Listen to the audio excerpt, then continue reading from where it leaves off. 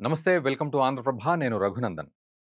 Pakistan field marshal Asim Munir మళ్ళీ కొన్ని car కూతలు కూశాడు, వాట్ల కూతలు కూశాడనే చెప్పాలి. ఎందుకంటే ఈసారి ఇంకొంచెం ఒక అడుగు ముందుకు వేసి ఇంకా ఓవర్ కాన్ఫిడెంట్‌గా ఆయన భారత్ మీద కొన్ని వ్యాఖ్యలు చేశాడు. ఆ వ్యాఖ్యలేంటో మనం ఈ వీడియోలో తెలుసుకుందాం. సో, ఈ వ్యాఖ్యలు ఎటైనా దారి తీయొచ్చు ముందు ముందు. ఎందుకంటే మనకు సంబంధించి త్రివిధ దళాలు రెడీగా ఉన్నాయి. పాకిస్తాన్‌కి ఏ రకంగానైనా బుద్ధి చెప్పడానికి.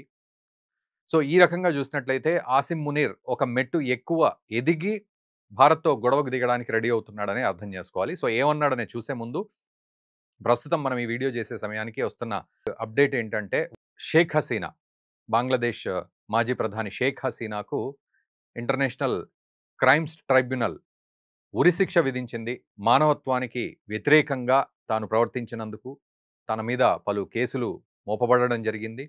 గత సంవత్సరం ఆగస్టు 5 అంటే జులై రెవల్యూషన్ ఏదైతే అంటారో బంగ్లాదేశ్‌లో అంటే రెజిమ్ చేంజ్ ఏదైతే జరిగిందో, షేక్ హసీనా అవామీ లీగ్ నుంచి మొహమ్మద్ యూనుస్ ఎప్పుడైతే తాత్కాలిక ప్రధానమంత్రి అయ్యాడో అక్కడ. సో, ఆ సమయంలో 1400 మంది చనిపోయారు బంగ్లాదేశ్‌లో. సో, వాళ్ళను చంపించడానికి ప్రేరేపించిందని, వాళ్ళను చంపించిందని, వాళ్ళ మీద ఆయుధాలు ప్రయోగించాలని చెప్పిందని, ఈ రకంగా రకరకాల కేసులు గట్టి ఆమెను దోషిగా తేల్చి ఈరోజు ఇంటర్నేషనల్ క్రైమ్స్ ట్రైబ్యునల్‌లో ఆమెకు ఉరిశిక్ష వేయించడం అయితే జరిగింది. సో, ఇప్పుడు మళ్ళీ అక్కడ బంగ్లాదేశ్‌లో కీలకమైన అంటే ఢాకా లాంటి ప్రాంతంలో నిరసనకారులు రోడ్ల మీదకెక్కారు. అక్కడ పూర్తిగా ఒక కర్ఫ్యూ వాతావరణం, మరోవైపు నిరసనలు ఇదంతా ఆందోళనకరంగా ఉంది ఇప్పుడు బంగ్లాదేశ్ అంతా గూడా. సో, చూద్దాం దీని గురించి మరొక వీడియోలో మనం కీలకంగా కంప్లీట్‌గా మాట్లాడుకుందాం. ఎందుకు షేక్ హసీనాకు ఈ ఉరిశిక్ష పడే పరిస్థితి వచ్చింది? ఇది నిజంగానే ఒక తీర్పులాగా చూడాలా? లేకపోతే దీని వెనక ఉన్న కాన్స్పైరసీని మనము అర్థం చేసుకొని ఆ తర్వాత ఈ తీర్పు గురించి ఆలోచించాలా అని. అయితే ఇక పాయింట్‌కొస్తే ఆసిమ్ మునీర్ నిజానికి తనొక ఫీల్డ్ మార్షల్‌గా ఉండి కూడా ఒక స్వతంత్ర దేశంలో, ఒక డెమోక్రటిక్ దేశంలో ఉండి కూడా మత ఛాందసవాదాన్ని ఒక రేంజ్‌కి తీసుకెళ్ళాడనే చెప్పాలి. ఎందుకంటే ఉగ్రవాదులు జైషే మొహమ్మదు, లష్కర్ ఎ తోయిబా లాంటి వాళ్ళు ఒక పర్పస్ తోటి ఫైట్ చేస్తారు.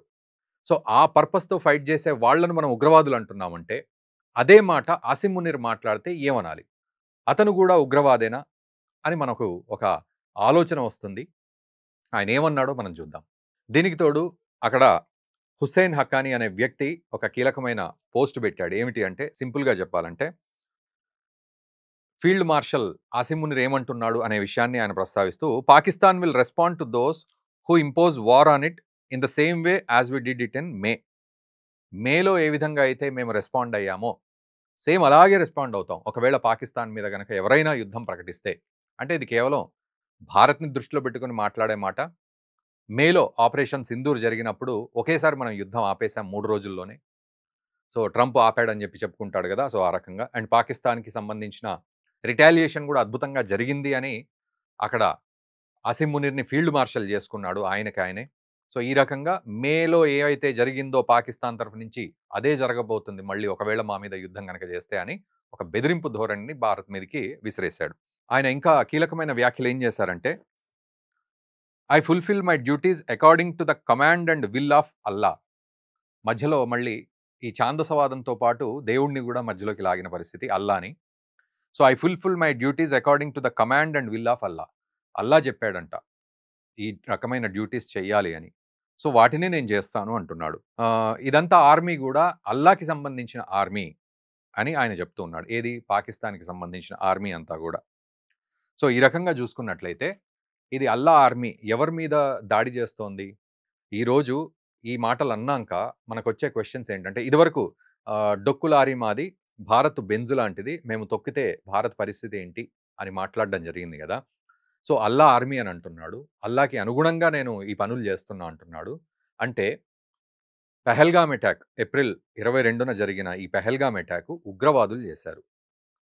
ఉగ్రవాదులకు బుద్ధి చెప్పాలని భారత్ వాళ్ళకి సంబంధించిన క్యాంపస్‌ల మీద దాడి చేసింది.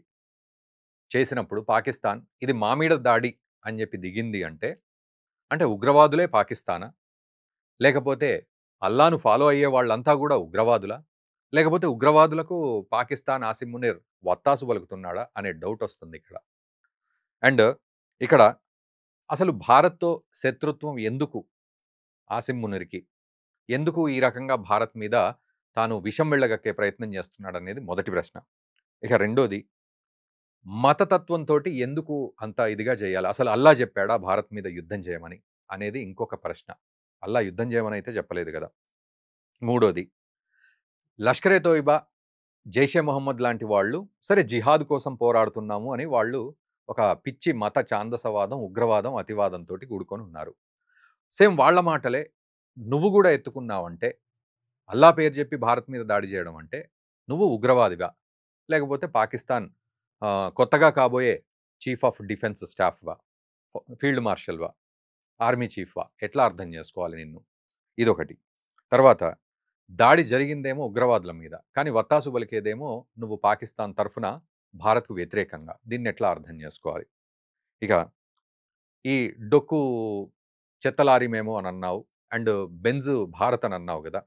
సో, నీకు నువ్వు చెత్త లారీతోటి పోల్చుకోమని నీకు ఎవరు జెప్పారు? పాకిస్తాన్ ప్రజలేమైనా చెప్పారా? అంటే నీ దగ్గర ప్రజలు అడుక్కు తిన్నా పర్వాలేదు. గోధుమ పిండి లేకుండా బిస్కెట్ ప్యాకెట్‌లకు, పాల ప్యాకెట్‌లకు, ఆలుగడ్డలకు, టమాటాలకు రూ. 700 కేజీ టమాటాలున్నా గూడా ఒక్కోసారి కొనుక్కునే పరిస్థితి ఉంటుంది. కొనుక్కోలేని పరిస్థితి ఉంటుంది. దీనికి తోడు ఆసిమ్ మునీర్ ఇంకొక కీలకమైన మాట ఏమంటాడంటే, మేము చెత్త విసిరేసినా సరే అది భారత్ మీద మిజైల్‌లాగా ఎన్నో మిజైళ్ళలాగా ఆ చెత్త ప్రతి డస్ట్ పార్టికల్ గూడా మిజైల్స్ లాగా భారత్ మీద పడతాయి అని జెప్తున్నాడు. అంటే దీన్నెట్లా అర్థం జేసుకోవాలి? అంటే నీ దగ్గర ఉన్నదే దుమ్ము, చెత్త. అది విసిరేసినా గూడా మిజైల్స్ అవుతాయంటే, ఇది ఏ దేవుడు జెప్తున్న మాట? ఏ దేవుడు నీకిట్లా ప్రోత్సాహం ఇస్తున్నాడంటే, ఇది పూర్తిగా విచక్షణ లేని మాటలే తప్ప, ఇదేదో పాకిస్తాన్ ప్రజలందరూ కలిసి వాటికి రిప్రజెంటేషన్‌గా ఆసిమ్ మునీర్ మాట్లాడుతున్నాడు అని అనుకుంటే మాత్రం మన పొరపాటే. బట్ ఇది కేవలం మతవాదము, ఉగ్రవాదం కంటే గూడా ఇంకా పిచ్చి ప్రేలాపనలు, కళ్ళకు నెత్తికెక్కి మాట్లాడే పరిస్థితే తప్ప అంతకంటే ఏం లేవు. నువ్వు డొక్కులారి అని నీకు నువ్వే చెప్పుకొని, భారత్ బెంజు అని చెప్పి, ఎందుకు భారత్ మీద శత్రుత్వం పెంచుకుంటున్నావు అనే విషయానికొస్తే, మరి ఇది నిజంగానే అల్లా జెప్పాడా? మేమంతా అల్లా ఆర్మీ. ఓకే. మీరంతా అల్లా ఆర్మీ అయితే, భారత్ మీద యుద్ధం ఎందుకు అనే విషయానికొస్తే, ఇప్పుడు ఆఫ్ఘనిస్తాన్ గూడా మీతో యుద్ధం జేస్తోంది పాకిస్తాన్ తోటి. సో, మరి ఆఫ్ఘనిస్తాన్ కూడా యుద్ధం జేస్తున్నప్పుడు, మరి మీ అల్లానే జెప్పాడా? ఆఫ్ఘనిస్తాన్‌తో యుద్ధం జేయమని. సో, వాళ్ళు గూడా అల్లానే గొలుస్తూ ఉన్నారు గదా! మరి వాళ్ళతోటే యుద్ధం జేయమని చెప్పడం అంటే, దాన్నెట్లా అర్థం జేసుకోవాలి? అసలు ఆసిమ్ మునీర్‌కి విచక్షణ అనే విషయం ఏమైనా ఉందా? పాకిస్తాన్ ప్రజల్ని పక్కదోవ బట్టిస్తూ, వాళ్ళ బతుకుల్ని ఏ రకంగా గూడా అభివృద్ధి చెందనీయకుండా, వీళ్ళు మాత్రం వీళ్ళ పిల్లలు టిక్‌టాకులు జేసుకుంటూ, ఇన్‌స్టాగ్రామ్‌లు జేసుకుంటూ ఎక్కడెక్కడో బతికేస్తుంటారు. లండన్‌లు, ఫారెన్‌లో దుబాయ్‌లు, టర్కీలలో బతికేస్తుంటారు. యూకేలలో. ఈ ఈ ఆర్మీకి సంబంధించిన వాళ్ళ పిల్లలంతా గూడా. వీళ్ళు మాత్రం భారత్ మీద విషం గక్కుతూ, సామాన్య ప్రజల ఎమోషన్స్ తోటి ఆడుకుంటూ, వాళ్ళను గూడా అక్కడున్న చిన్న పిల్లలకు గూడా భారత్ మీద వ్యతిరేకంగా విషం గక్కుతూ ఉంటారు ఈ రకంగా. మరి ఏం సాధిస్తారు? ఇది నిజంగానే అల్లా జెప్పాడా? అని ఇక్కడున్న వాళ్ళు గూడా అడగొచ్చు. ఎవరైనా అడగొచ్చు. ఇక్కడున్న మైనారిటీ వర్గాలు గూడా అడిగే ప్రశ్న ఇది.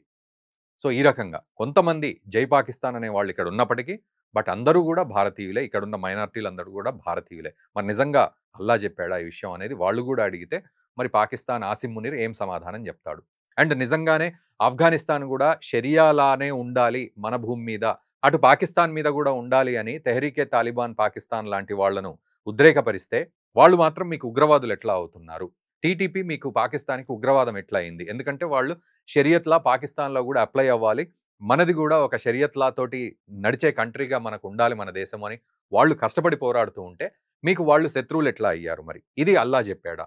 అంటే ఏ రకంగా జూసుకొని మీరు అల్లా ఆర్మీ అంటున్నారు, అల్లా జెప్పాడని జెప్తున్నారు అంటే, అసలు ఆసిమ్ మునీర్‌కి ఏ రకమైన అర్హత గాని, ఏ రకమైన విచక్షణ గాని, భవిష్యత్తు మీద, ప్రజల మీద ఎటువంటి గౌరవం గూడా ఏమీ లేవు. కేవలం తన మొండితనం ఆపరేషన్ సింధూర్‌లో ఎట్లా అయితే మనం పాకిస్తాన్‌ని పిచ్చికొట్టుడు గొట్టామో, అక్కడ 9 ఎయిర్ బేస్‌లను 9 రకాల ఆహ్, ఆ క్యాంపస్‌లను ఎట్లా అయితే మనం చెల్లాచెదురు జేశామో, అక్కడ వాళ్ళ గర్వభంగం జరిగింది. దాన్ని తట్టుకోలేక మేము భారత్ తోటి యుద్ధం జేసి గెలిచామని చెప్పుకొని ఈరోజు ఫీల్డ్ మార్షల్ అయ్యి, అక్కడున్న వాళ్ళను మభ్యపెట్టడానికి మాత్రమే అందరినీ ఏకం చేసి అల్లా ఆర్మీ అని ఉద్రేకపరుస్తూ ప్రేరేపిస్తున్నాడే తప్ప, ఇందులో ఎటువంటి దేశభక్తి గాని, మతభక్తి గాని, దైవభక్తి గాని ఏమీ లేవు. ఇది కేవలం ఆసిమ్ మునీర్ వాగుతున్న వాట్ల కూతలే. అవునా? కాదా? మీరు కామెంట్ చేయండి. అండ్ దయచేసి ఈ వీడియోని మన మిత్రులకు గూడా షేర్ చేయండి. సో దట్ పాకిస్తాన్ పన్నుతున్న ఈ విషయాన్ని మనం తెలుసుకునే ప్రయత్నం చేద్దాం. ఖచ్చితంగా షేర్ చేయండి. Thank you very much.